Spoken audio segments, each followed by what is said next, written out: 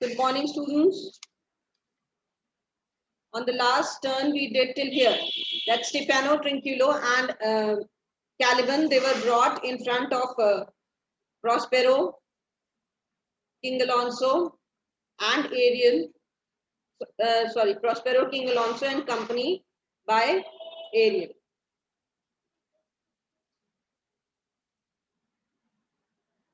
Right? And what does Prospero do? Prospero tells King Alonso about them, about their deeds, that they have stolen the garments and then they plotted to kill me. This is what has been told by Prospero to King Alonso about these three people, that is Caliban, Stefano, and Trinculo. Right? And then Sebastian and Antonio and others in the group, they are amused to see Caliban because he is a strange looking creature. Right? He's an ugly, strange looking creature, and they have not seen a creature like him in the past. So this amuses them, and they even start discussing that can it be bought for money? Right? Can this strange creature be purchased for money? So this is what is going on. And then Caliban realizes that now he will be punished by Prospero because he has been caught, and Prospero has come to know about the plan which he made, the plot which he made to kill him. So he's sure that he will be punished. Right? Prospero says you have to start from here. This is a strange thing ever I looked upon. King Alonso says, this is a strange thing ever I looked upon, pointing to Caliban. He's pointing to Caliban and he says that he is one of the strangest creatures that I have ever looked upon. He's as disproportioned in his manners as in his shape. So Prospero says that don't worry, the way he is very ugly in his looks as well as his manners. Right? He is not good looking and his manners are also not good. Right? So go, Sirach, to my cell.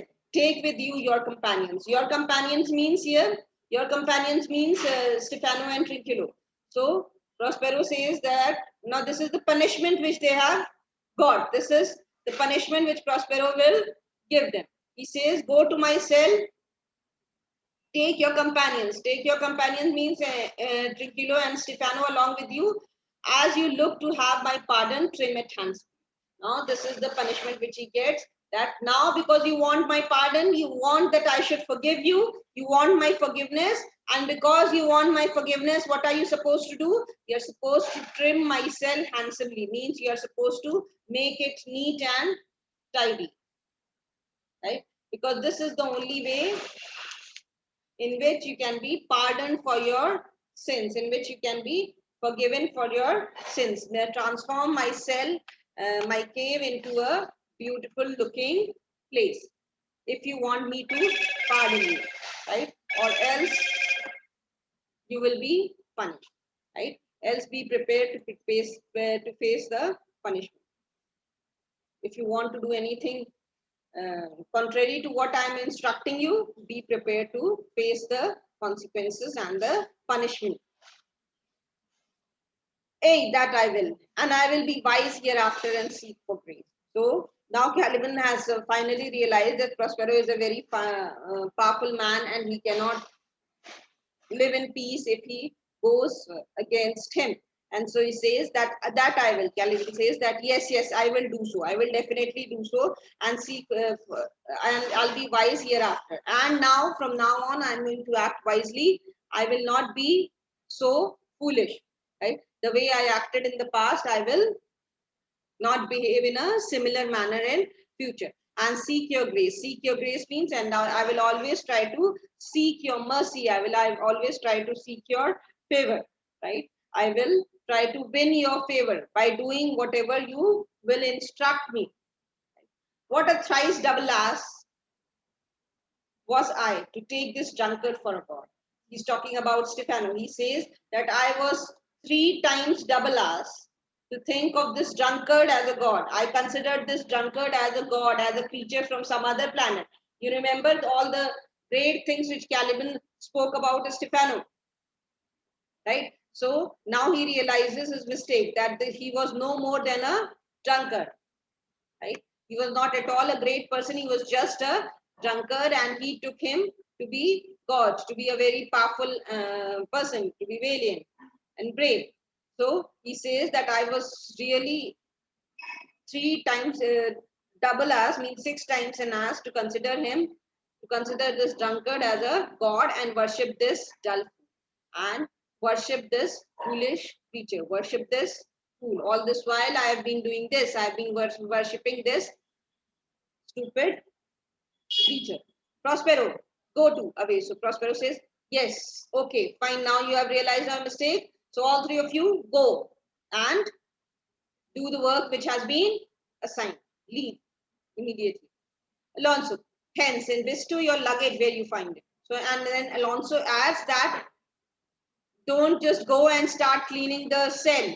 Before doing that, you have to keep this luggage. Luggage means the garments which they have stolen, the garments which they were wearing, Prospero's garments, right? So he says that Alonso adds to it that you are not only supposed to go and do your job, the first thing which you are supposed to do is to take off these garments which you have stolen and keep them in its proper place, right? The place where you found them. Sebastian, or stole it rather. So Sebastian makes it more precise by saying that they didn't get the garments, rather they stole it, right? They have stolen the garments. Exeunt Caliban, Stephano, and Trinquilo. So then they leave. Prospero, sir, I invite your highness and your train. And your train means your companions, that is your followers, which are along with you.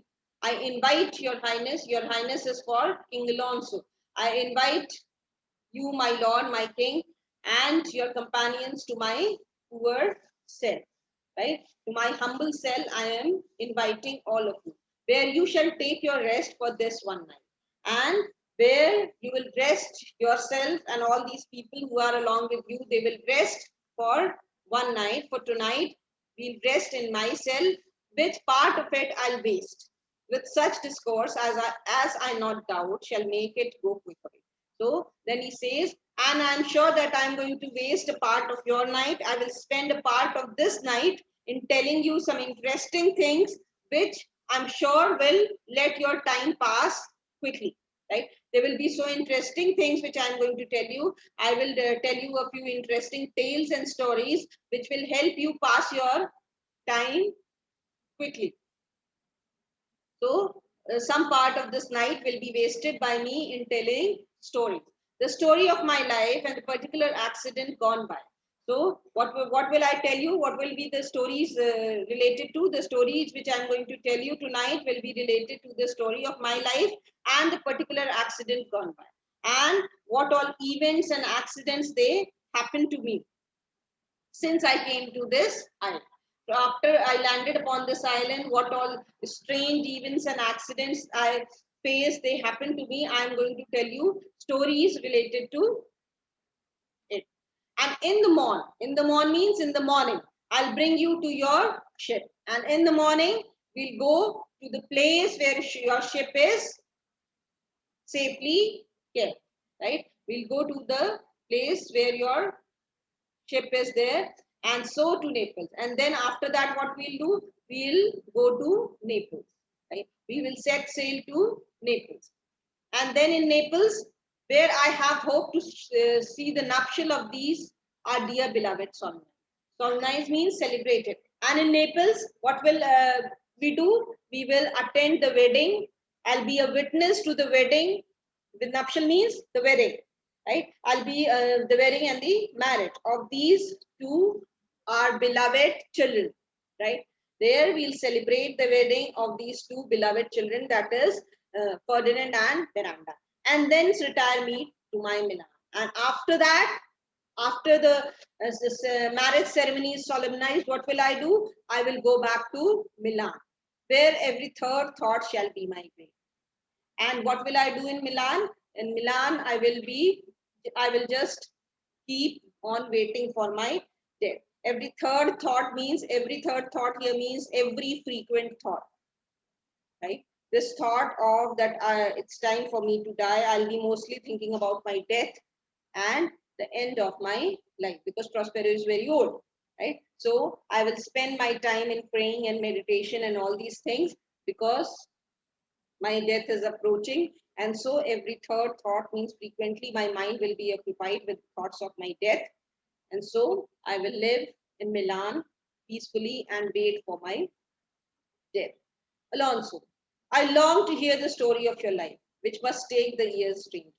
So he says that I am waiting, I am really very curious to hear the story of your life, which must take this year strangely. And I'm sure that it will be like very mesmerizing, very captivating for my ears, right? It will capture my attention in a strange manner. So we are very curious to hear the story of your life and what all happened to you in these 12 years upon this island, because this island is definitely a strange place, right? So we, all of us, want to know, are curious to know your story.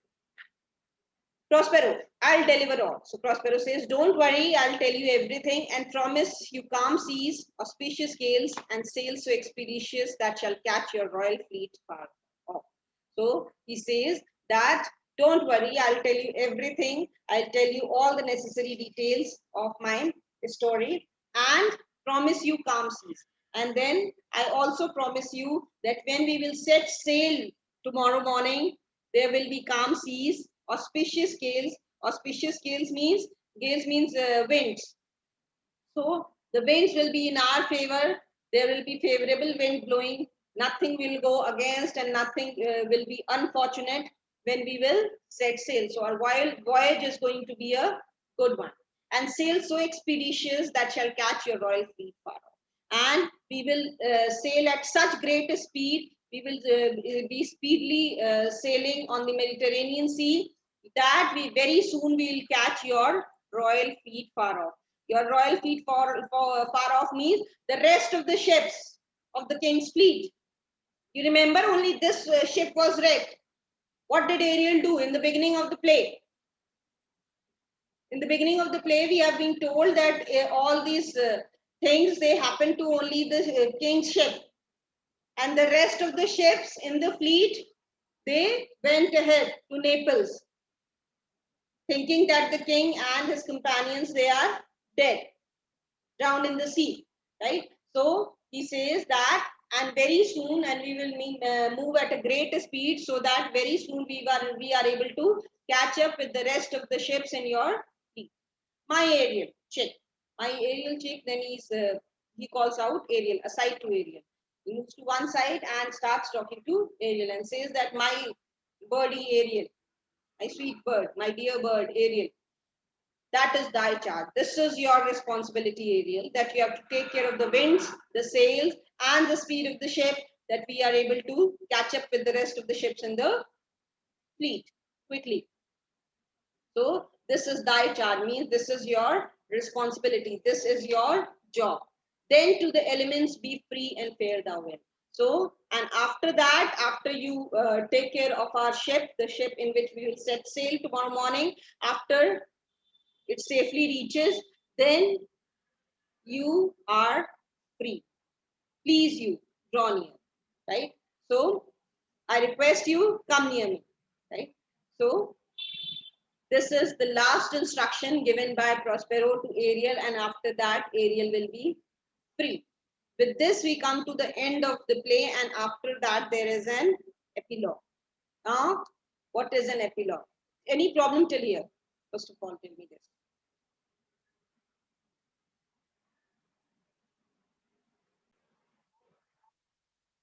See, this is the only play of Shakespeare which has an epilogue, right? And this is believed, it is said that after this, Shakespeare didn't write anything. This was perhaps the last play of Shakespeare, though he completed composing certain parts of plays which he had already written, right? So, 3 plays.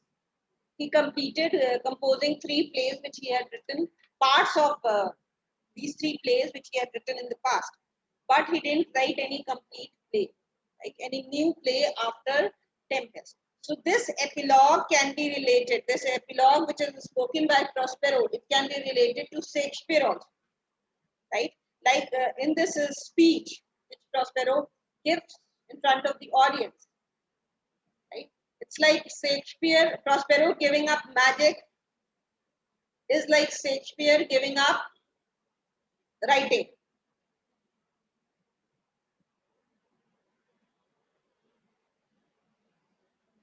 Right? So, what is an epilogue? Anyone? Any idea? Ma'am, an epilogue is a speech said to one's own self. It is for the reason that the readers may understand what is happening. The person on the stage is not able to hear it. Epilogue? No. Epilogue Ma'am, can that be in a novel It also. is like the concluding Yes. statement that the writer wants to convey. Yes, epilogue is a small section or a speech if a person gives it on stage, or a small piece of writing which is normally at the end of the play or novel or any story, a large story, right? It is there, and what is the objective of it? The objective is to conclude, right? Whatever has happened, the objective is to conclude the happenings of the play, right? The different events of the play, they are concluded in an epilogue. So we'll do the epilogue now. Now my charms, this is spoken by Prospero. Now my charms are all overthrown, and what strength I have, mine own. So now Prospero says, now because I have given up magic, I have given up all my magic art and all these things I have surrendered. You remember he said that he will bury his books deep in the ground and throw his magic wand in the sea. So all these things he has said earlier in the beginning of this act, right? And so he says that now my charms are all overthrown. All overthrown means now my magic powers have been dissolved, and what strength I have is mine. And whatever strength I possess now at this moment, that is my own strength. I don't have any magical powers within me at the present moment. It is the strength which I have is what I have as a human being, which any normal human being possesses, right? So what strength I have is my own, which is most faint. Which is most faint means which is very feeble, which is very weak, because he is an old man now. So and he doesn't have any extra power, any magic powers within him now. So he says that I have little strength now because I have lost all my magic powers. Now it is true, I must be here confined by or sent to Naples. So he says, and now to tell you the fact, the truth is that it is up to you. He is addressing the audience and he says, now it is up to you. It is within your part that whether you want me to stay on this island or you want me to go back to Naples. Because I am an actor, I have been acting on stage, I have been here to entertain you people. So it is up to you whether you want to detain me here or you want me to go back to Milan. That is or send to Naples, or you want me to go back to Naples and attend the wedding of my children. Let me not, and pardon the deceivers dwell in this bare island by yours. So he says that my request is that please don't confine me here, because I have to go, and I have already pardoned all the deceivers, all the sinners, they have been pardoned by me. Let me not, means please don't let me be here, because since I have my dukedom gone. So I have got back my dukedom, the dukedom which I wanted, the dukedom from which I was thrown away. So I've got that dukedom back and pardoned the deceiver, and I have already forgiven all the people who sinned against me. All the people who, all the wrongdoers, they have been forgiven by me, have already been forgiven by me. Dwell in this bare island by yourself and release me. So please don't force me. Please don't confine me to dwell. Dwell means to live upon this island, this bare island. Bare island means this island which is not inhabited by any human being. This lonely island. Bare island here means this lonely island, this lonely barren island. Please don't confine me, don't detain me further upon this island. Please release me from the magic spell of your love. He's talking about the love of the audience and the attachment of the audience. See, why it can be taken for Shakespeare also, because here Shakespeare is asking the audience that to release him, because he will not write any further, right?